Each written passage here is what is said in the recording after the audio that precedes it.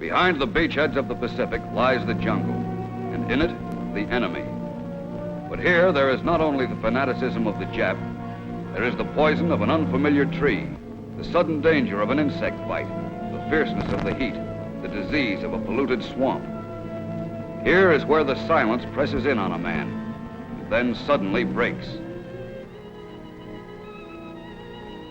These are the things that bring fear, the kind of fear which becomes caution, and in time, knowledge.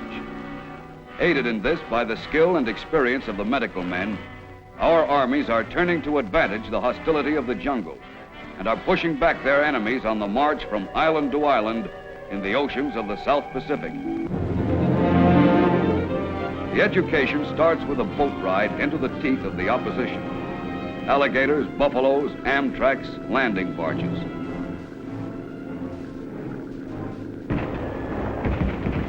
The ramps go down. For the first few minutes, it's every man for himself.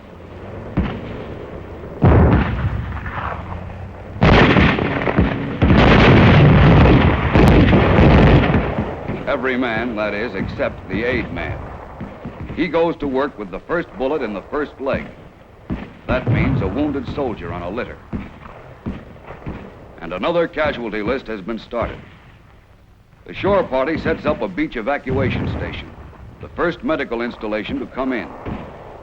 It's too early in the battle for medical facilities to be anything but limited. So casualties are evacuated seaward to the troop transports, which become temporary floating hospitals. One minute, these men are part of a hard, tough fighting machine. The next minute, casualties, being handled with sudden gentleness as they're given medical care and a boat ride back to the mothership.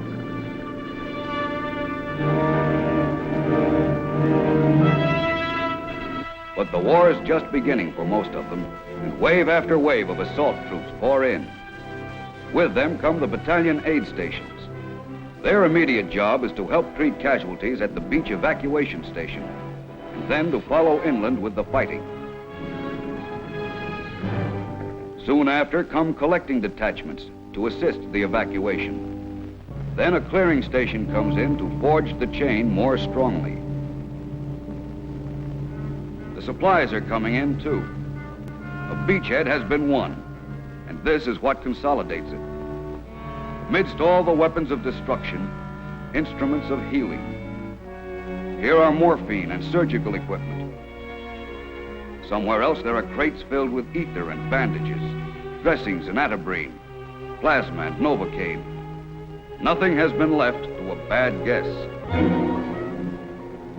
The supply line is unwound. The troops move inland. With them go the aid men, the litter bearers, and the battalion aid station.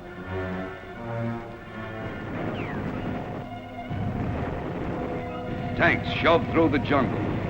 Behind them come rifles, machine guns, BARs, and the medics. The fight is always lurking behind the next rise in ground.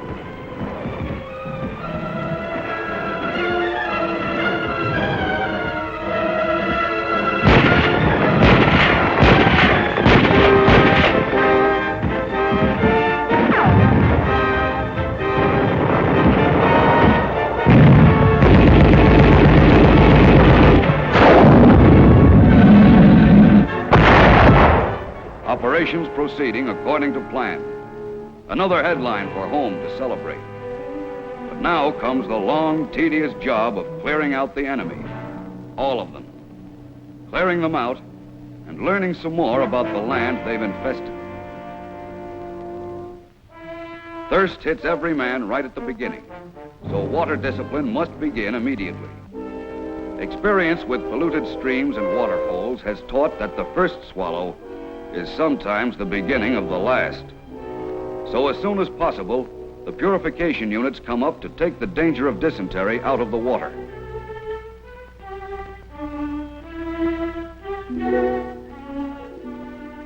In the meantime, you make it safe yourselves with water purification tablets or enlister bags. And you swallow salt tablets too, to make up for all the salt the sweat pours out of your bodies. After you thirst, you hunger. And there finally comes a time when you can get that one hot meal a day. But you discover that along with the food, dysentery and diarrhea also sit in a dirty mess kit. So you sterilize everything you eat with, before and after. And then with a full gut, you look around for a handy latrine, only to realize that it's just the nearest clearing in the jungle.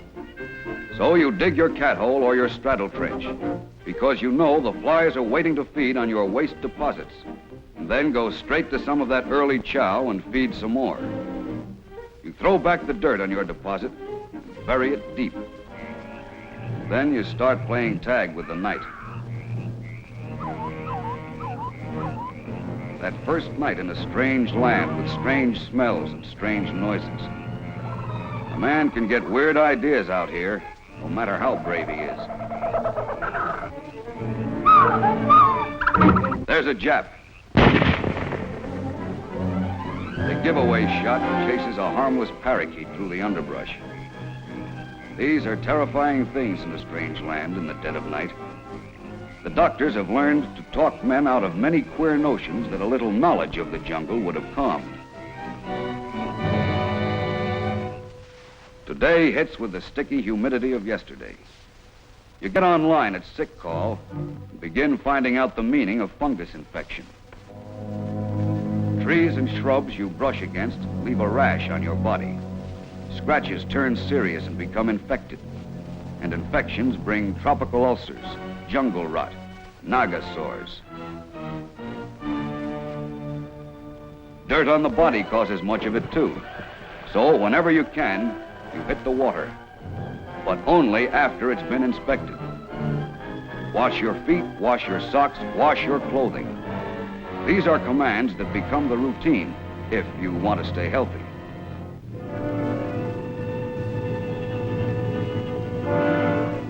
Sleep off the damp ground. Improvise hammocks if you can't get one of these. You catch on quickly to the tricks the jungle teaches you. Not as prevalent as skin infections, but more dangerous are the germs which carry typhus, typhoid, cholera, and yellow fever. Against these, we use no tricks, but the results of years of medical research. Inoculation. Research, too, against the most vicious of all, malaria. While the forward units are mopping up the island, the rear areas are busy tracking down and isolating the malarial mosquito. Blood smears are taken and examined minutely for signs and traces. Swamps are inspected for larvae floating in the filth of them.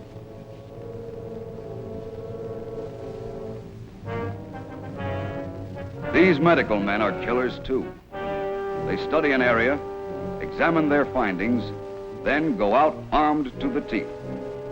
They clear away the vegetation along streams, throwing light on the dark places where malaria waits patiently for the carelessly exposed arm or leg. They spray and oil swamps, and drain them when they can. And up at the front, the mosquito takes a beating too. The don'ts of staying healthy are posted in every gathering place.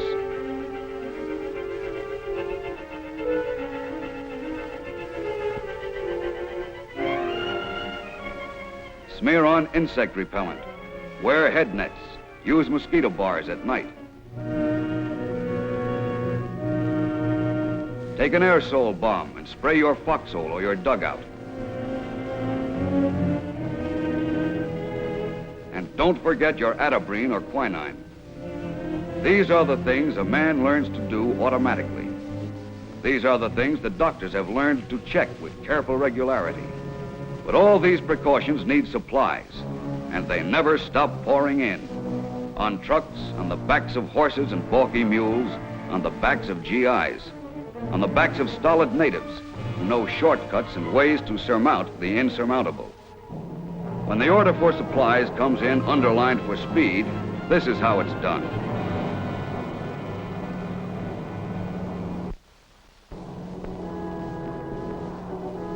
Sometimes it's the only way supplies can get where they're going. Supplies for the medics, supplies for the battle.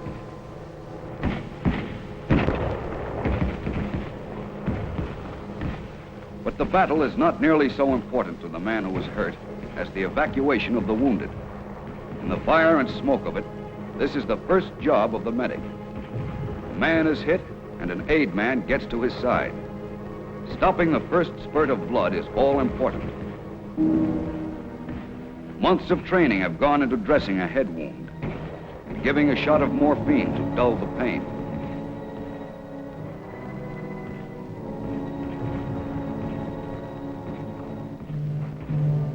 The minutes get crowded. Sometimes there are more emergencies than medics, so they take a rifleman and stick a litter in his hand. But evacuation never stops.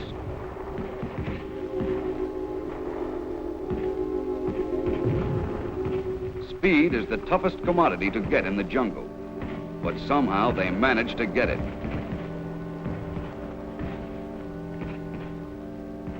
The going is hard and laborious. Over logs and through swamps. It's raise litter, carry litter, lower litter.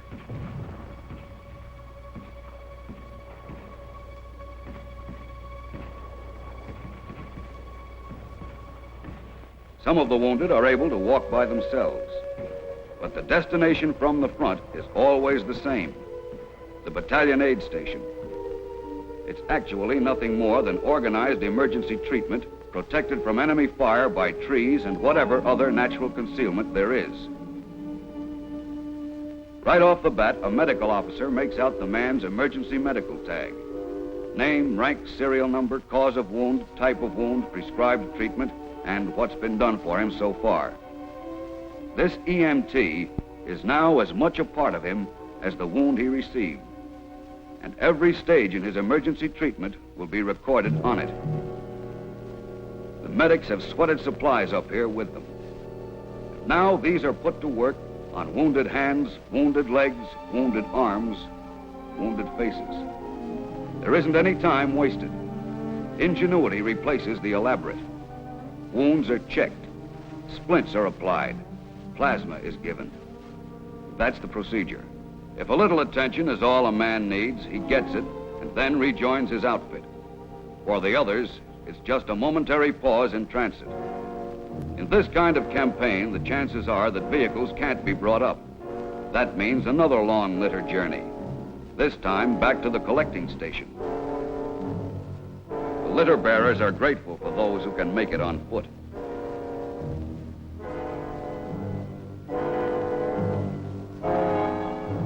This is the collecting station. It's farther behind the lines and less rushed. But for the majority of cases, the layover here is still only temporary. The casualty comes in. His short case history is read in a glance, and they know just what to do for him if anything immediate has to be done. A shot of plasma may be the answer, or some sulfa tablets.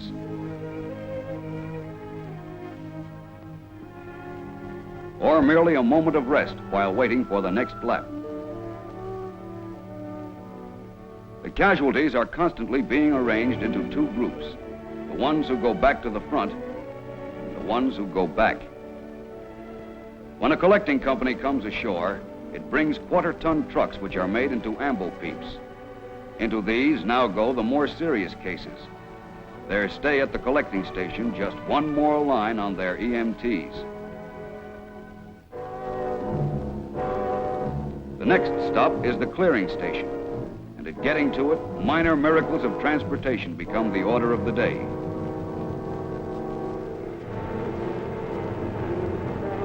This is the clearing station, farther to the rear than the collecting station.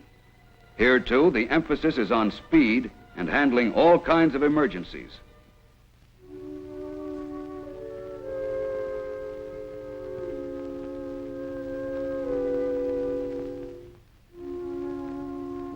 There are no private wards, and the treatment rooms are probably improvised.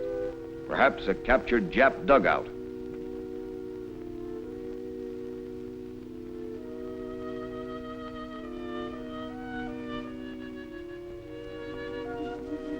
But time grows short, and wounds can't wait.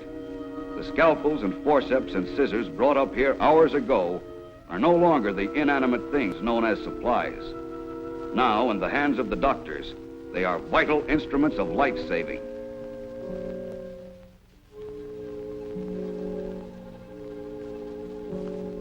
Then there is the portable surgical hospital, which plays roving center near and around the front. It's designed to move fast to get to the areas where the casualties are heaviest. It specializes in surgery which must be immediate, the operation which must be done now to save a man. A basin filled with soap and water and hard, meticulous scrubbing sterilize the surgeon's hands. Into those hands go knowledge and experience and the life of their next patient.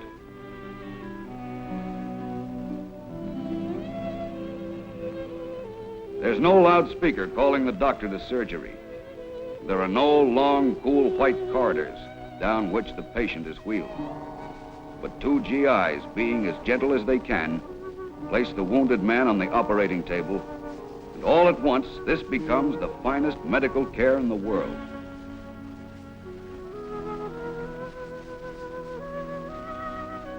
When the danger point is passed, the journey continues. From the portable surgical hospitals and from the clearing stations, the casualties are loaded onto trucks and ambulances. They are driven either to an airfield or to an evacuation hospital located near the beachhead and well out of artillery range. This is where they get their first relief from speed and the word emergency. Here is where they get cleanliness and a taste of tranquility. Here there is time to care for a man's injuries thoroughly, perhaps cure them completely, and return the man to the front lines. No delicate piece of surgery is beyond the skill and facilities of the evacuation hospital.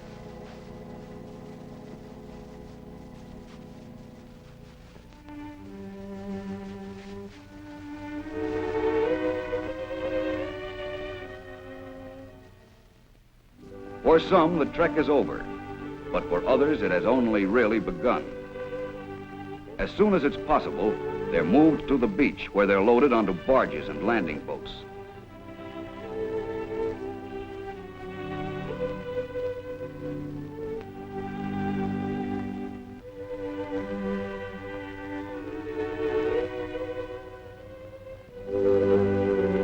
The ramp goes up this time, and for its cargo, temporarily at least, the war is over.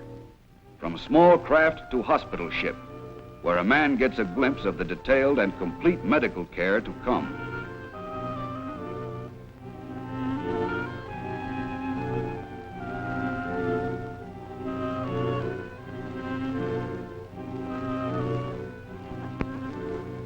Where our troops have captured an airfield or had time to clear a strip for their own use, casualties are evacuated by plane. This is the procedure to fit in perfectly with a chain of evacuation based on speed and immediate medical treatment. Everything humanly possible is done to bring home and make sound again the minds and the bodies that hit the beachhead a few short hours or days ago.